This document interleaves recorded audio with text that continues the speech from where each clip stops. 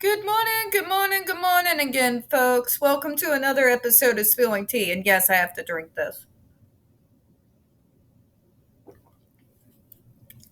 We're going back to that horrible world known as the JRC, but before we do, the usual disclaimers. Now, first off, you'll see my first video from today had to do with Agape. That's because the fuckers found a loophole. They didn't actually close, they just changed the name. So, heads up, please go ahead and watch that video, okay?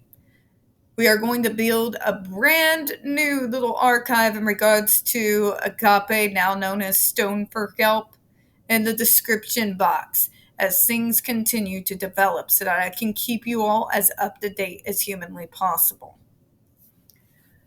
All right, in the description box, folks, you're going to find the link to the article that the Judge Rotenberg Educational Center doesn't want you to read.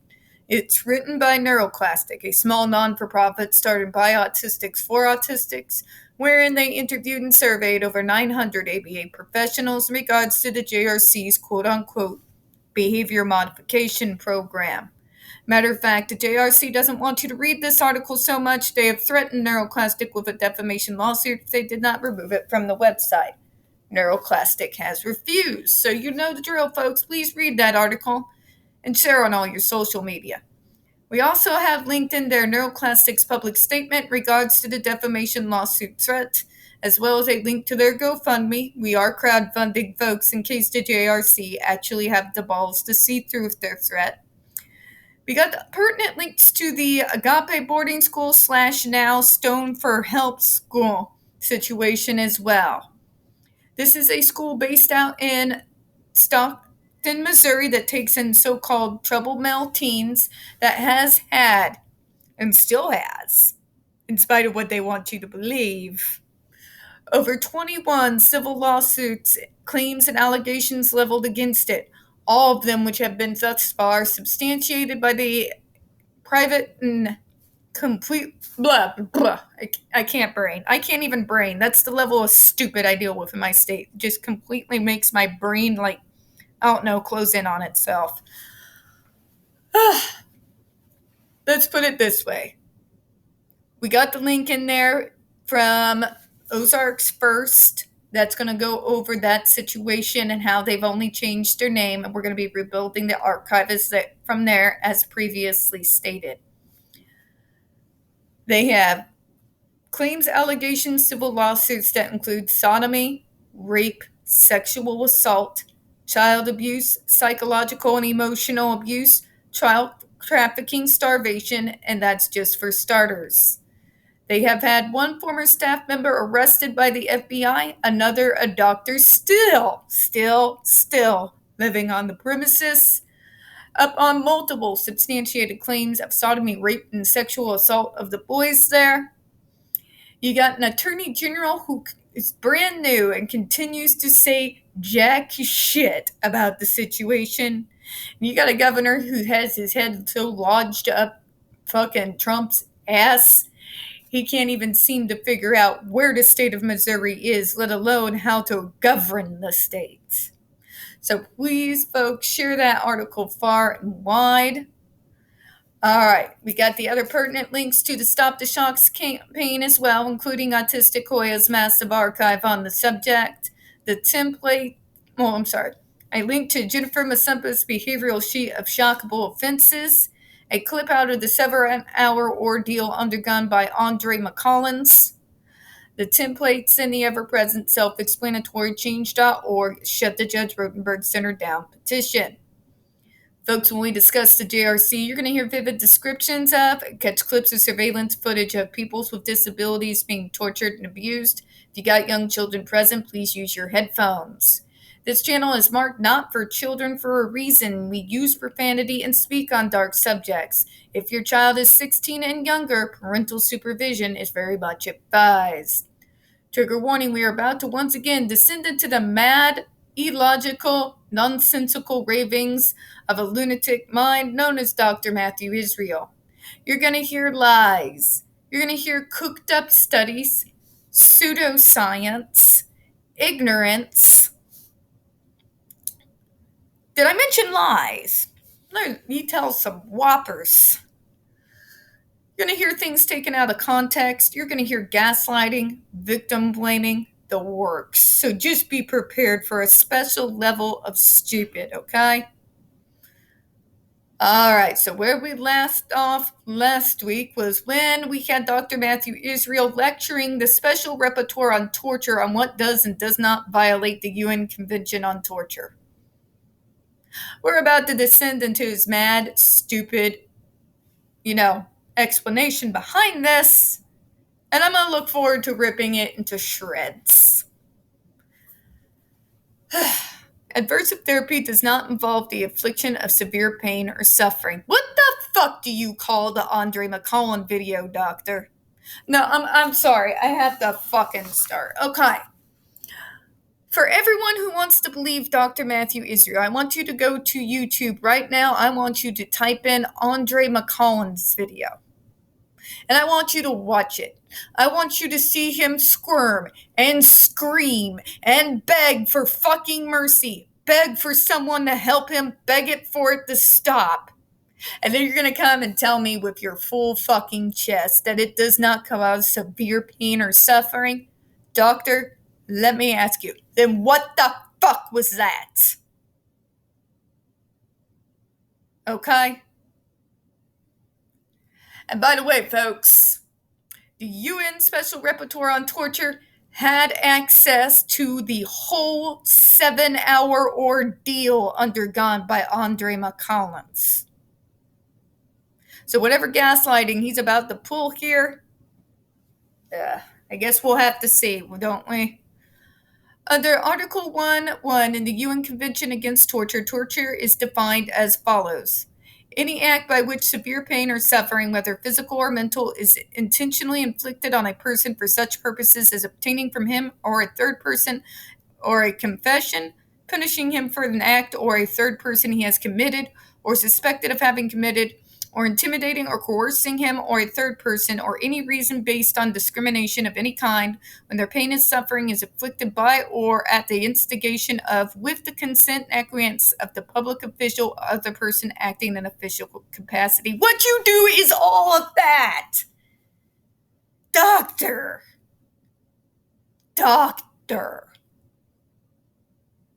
You ask somebody to level with you. I'm leveling.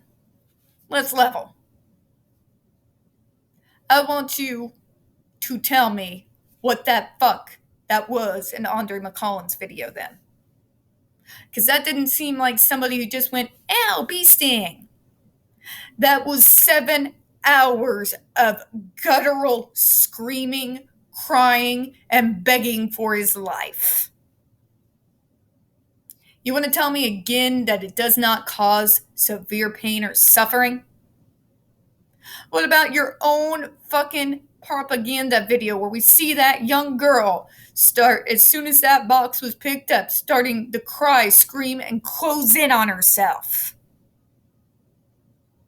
Okay? Your own propaganda video, doctor. By the way, you have some balls to try and sit there and tell a UN Special Rapporteur on Torture what torture is. It's literally his job to know what violates the Convention on Torture and what does not. Stay in your field, doctor. Maybe you might look like less of an idiot, although I doubt it. Let's move on, shall we? This definition requires that the action or question inflicts severe pain or suffering, which yours does, doctor. Please don't insult my intelligence. JRC's use of skin shock does not do this. Yes, it does. You're going to sit there and try and tell me it does not cause severe pain, where you literally have to leave the electrodes off for long periods of time so that the kids can heal? Dr. Matthew Israel and many of these idiots like him who use similar methods like to use one particular lie. This is a particular lie embedded in ABA. It's this idea that we have a higher tolerance for pain. It's bullshit. and it is based on, since then, long debunked science.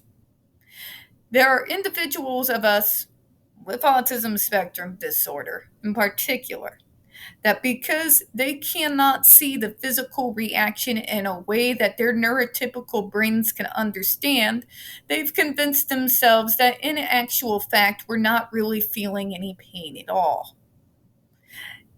Usually the exact opposite is true. I have severe sensory, folks. I do mean severe. Which means I have a very, very, even way lower than normal tolerance for pain. In fact, what many people might just consider just annoying bee sting feels like somebody has took a knife and stabbed it into my arm. Just to give you a good idea of what I'm talking about here. But yeah, people like Dr. Matthew Israel used this long ago debunked concept as a reason as to why he has to make his device more powerful or otherwise they won't feel it. I literally fucking can't. In JRC's treatment, the average student treated with the supplementary skin shocks receives very few applications. Currently, the average student receives a median of 0 per week and a mean of 3 per week. Lie!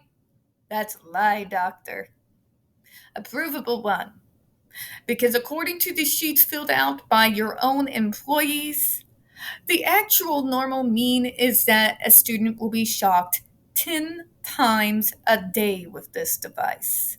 This has been corroborated by the New York report and the testimonies of the survivors of this hellhole. And it has also been backed up by said individuals' medical records. Doctor, why do you lie so much when the receipts are so readily available? Blows one's mind. Because the living archive was alive and well during 2010, folks. It's been around a long time. But let's move on, shall we? The discomfort that is caused by the stimulus is far less than the discomfort caused by an untreated self-mutilation and other severe behaviors by restraint, by lacrusion, or by ineffective drug treatments, all of which you do. Fuck! Doctor, you have already stated that you do all three. When you stick a person on a 4-point fucking board face down and shove a helmet on his fucking head and shock him, you know what it's called? It's called restraint and abuse and torture by anyone with a heart who has 2 fucking brain cells to rub together. That's not a bee sting, doctor. A bee sting does not cause someone like Andre McCollins to beg for his life. Okay? Jesus. And by the way,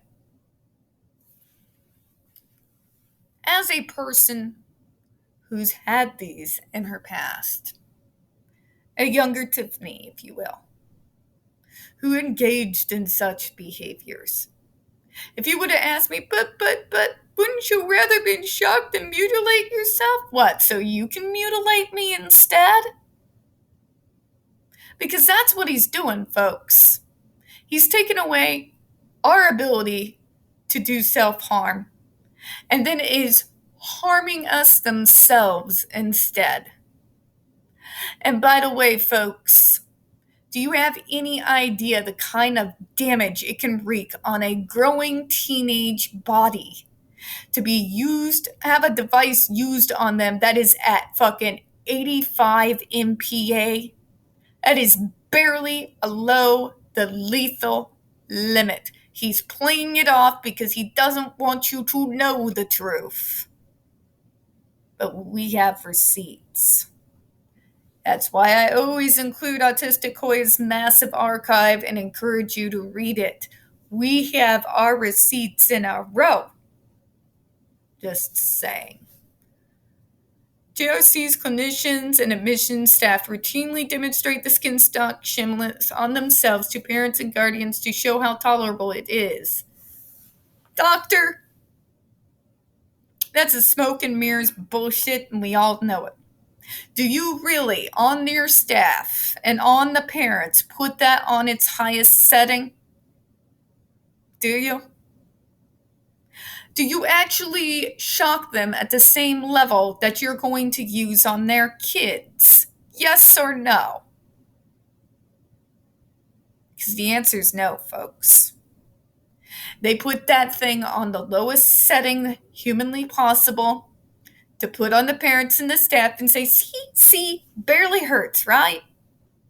It's bullshit. It's a lie. It's propaganda. It's a way to sit there and say, see, it's not really going to hurt them. You really think these parents know the truth? You really think these parents actually know the fucking agony it is to have 85 MPA forced into the most sensitive parts on the fucking body over and over and over again? No, they don't. That is a lie, doctor. It is not tolerable. If it were tolerable, Andre McCollins wouldn't have been screaming the way that he was. You can use all the words and appeals to authority you want to, but no matter what you do or how many bogus bias studies you put out, you cannot close out and speak over the screams of Andre McCollins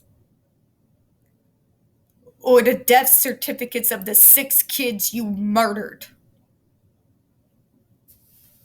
Most medical surgeries and many dental procedures would meet the definition of causing severe pain or suffering. Lie!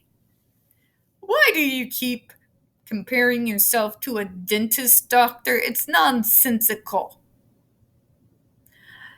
When in a dental office, dental experts will use one of many ways to numb the area in which they're going to be operating in. In more severe dental surgeries, they might even use laughing gas or sleep gas to make sure there is as little discomfort as humanly possible. They do whatever they can to lessen the amount of pain the individual is going to go through for surgery. I know this because I have experienced it not that long ago. You do none of these things, doctor. First off, a person chooses to go to the dentist to deal with a problem. These kids did not choose to come to your school. They do not choose to be restrained on a 4-point board. They do not choose to be shocked over and over again with volts just below the lethal limit. They do not choose to be shocked over 31 times in a 7-hour period to the point where they are literally catatonic for a month. Okay? You do nothing to lessen the discomfort or the pain of those individuals that you put on your fucking torture device. Okay? Doctors numb you. Dentists will numb the area where the mouth is going to be operating at, sometimes including shots into that area, and sometimes even prescribe pain medication afterwards in order to make the pain as manageable as humanly possible. You do none of these things. You do not provide these kids with pain medication. You do not provide numbing lotion or gel to be placed before you snap your electrodes on there. You do absolutely everything to maximize the terror of your victims. Please spare me the bullshit. And if you want to talk about surgeries, doctor, again, anesthetics. They will scope an individual and put them to sleep while they're doing surgery. They provide the person coming out of surgery with pain medications and a treatment plan that will help them all along the road to recovery.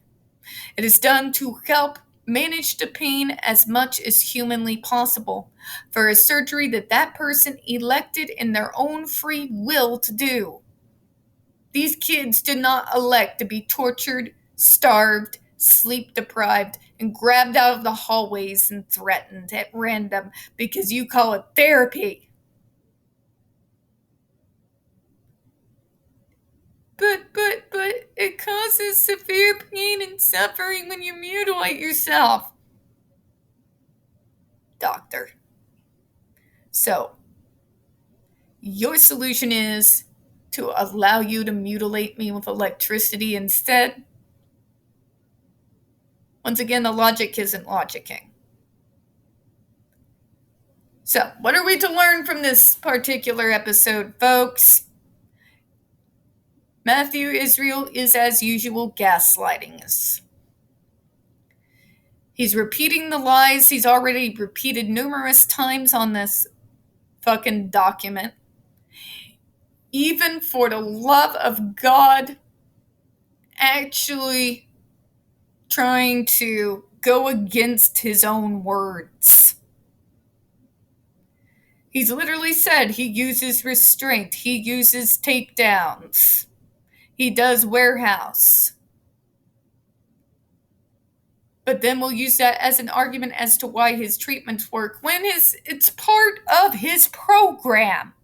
You can't sit there and tell me your program frees us from a life of restraint when you basically wrap up a kid like they're fucking Hannibal Lecter every time they get in the bus to go to school. The logic isn't logicking here, which is normal, Dr. Matthew Israel. This is the document of a man who feels like it should be beneath him to respond to these allegations. This is a man who has a God complex, who feels like he is so far above us little peasants that no one should dare question him on anything. He is the all-knowing, brilliant, misunderstood Dr. Matthew Israel. When in actuality, he's nothing more than any other typical megalomaniac looking for thin excuses to excuse the abuse, torment, and suffering that he rains down on others. And let's close out on that, shall we? No, I'm not done. Dr. Matthew Israel went after us who are most vulnerable. He did it as a way that there would be less outcry for the experiments that he's running on us. That should tell you everything. Now I'll close out. We don't get very many views on this channel. The few that we do tend to get removed from time to time. So folks, please don't forget to hit the like button, hit subscribe, and don't forget to hit those comments. I do appreciate your time this morning. As always, we here at Spilling Tea do hope you have a good one. Bye-bye, everyone.